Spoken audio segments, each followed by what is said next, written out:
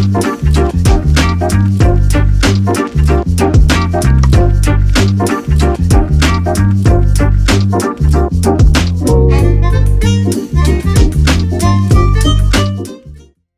everyone, welcome back to my channel. The holidays are officially here, and today I'm going to show you how to make a delicious sweet marble cake with peppermint frosting. So let's get started. I'll get started by sifting my cake flour along with salt, baking powder, and baking soda to remove lumps. Then I set the flour mixture aside and focus on creaming my butter and sugar until they are light and fluffy. You can do this with either a stand mixer like I'm doing here, or you can also use a hand mixer. It really doesn't matter. Just make sure everything is creamed properly.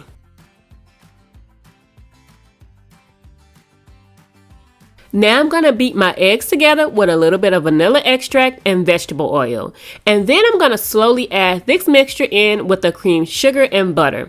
This is going to help to ensure the cake will bake and rise easily.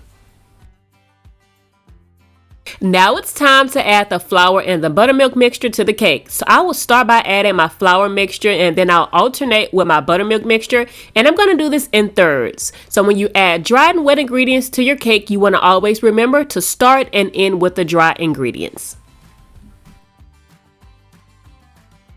Since this is a marble cake recipe, I'm going to mix about 2 tablespoons of cocoa powder in with a little bit of hot water, and I'm going to set this aside and allow it to cool. And then once the mixture has cooled, I'm going to remove about 2 cups of my cake batter, and I'm going to place it in a separate bowl. Then I'm going to add the chocolate mixture to that, and I'm going to fold it in until it's well combined.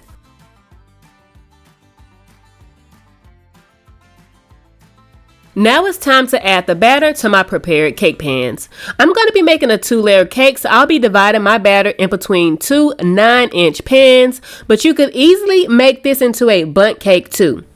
So I'm going to add my vanilla batter, followed by chocolate batter, and then again I'm going to repeat the same steps, add vanilla batter, and then chocolate batter.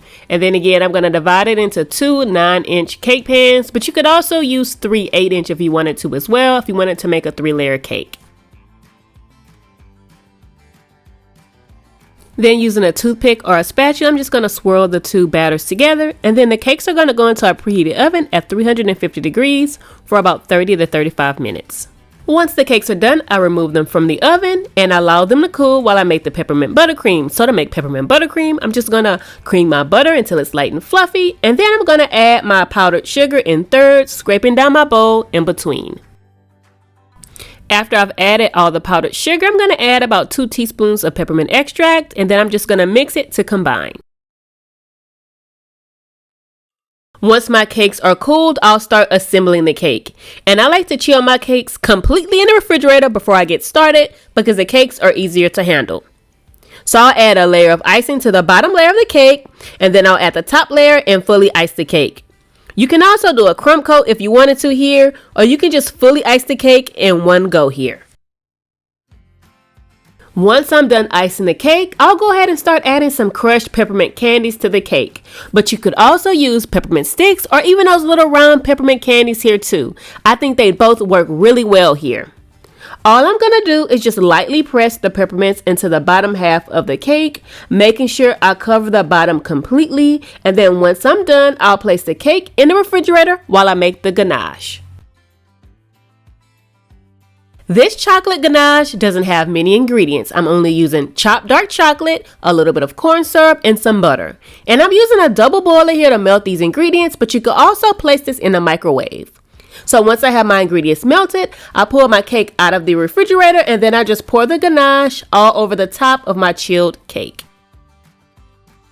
So I'm just going to help the ganache along a little here by pushing it off the top of the cake to help create drips. Sometimes I use a bottle to do this, but if you don't have a squirt bottle, just use whatever you have.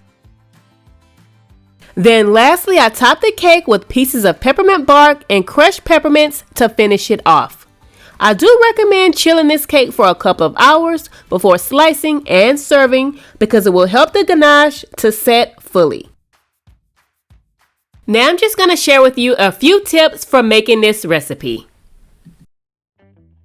Tip number 1, creaming your butter. You probably heard people mention to cream the sugar and butter until it's light and fluffy, but that's not completely true. You actually want to cream your butter first until it's light, fluffy, and airy before adding sugar. When making this recipe, make sure you start with room temperature ingredients. Things like milk, eggs, and butter are needed at room temperature in order to create an emulsion, leading to a smoother texture and added moisture to your finished product. Tip number 3, always sift your dry ingredients. This includes things like flour, baking powder, baking soda, and even cocoa powder. This will remove lumps, making it airier and easier to mix.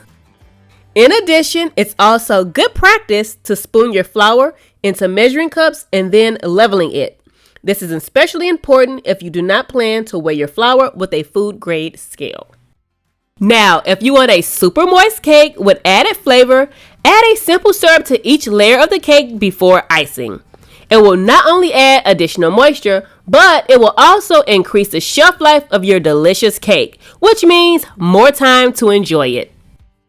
If you'd like to see more cake recipes, please leave me a thumbs up to let me know. But that is going to wrap up this video, everyone. Thank you so much for joining me for another delicious recipe. I'll see you later.